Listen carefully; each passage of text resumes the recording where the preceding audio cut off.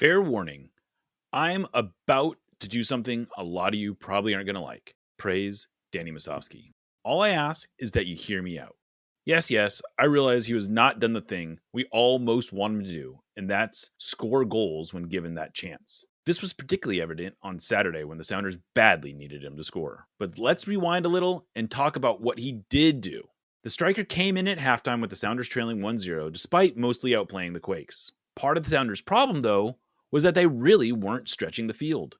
Musovski isn't really a burner by any stretch, but he understands the assignment and he's a willing runner. Within a couple of minutes of coming on, his line leading helped the Sounders create what was at the time their best scoring chance of the night. His initial run is what keeps the right center back central, opening a channel for Paul Rothrock to run into. He then gets himself onside and is available for what would have likely been a very good look if Rothrock had played across rather than shooting.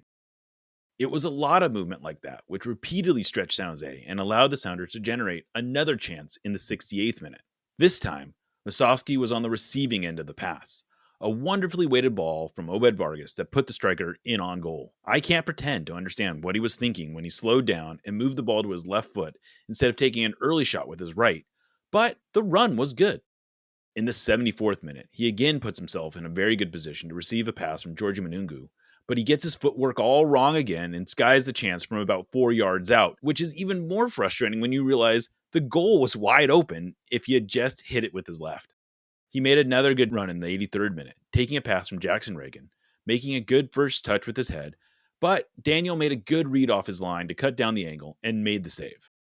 It didn't come to anything, but I feel like his collision with Daniel in the 88th minute was also emblematic of the type of player he is, selling out his body to contest for a ball in the box. It all added up to something like 1.5 expected goals, but 0 actual goals. That's obviously a problem. But for a team that has been struggling to even create quality chances since Jordan Morris has been out, I don't feel like Musovski's contributions can be overlooked. The reality is that the Sounders need a real number 9, and with the way they're set up right now, they can't really afford to use someone who plays as more of a false 9 in the way that Jesus Ferreira usually does.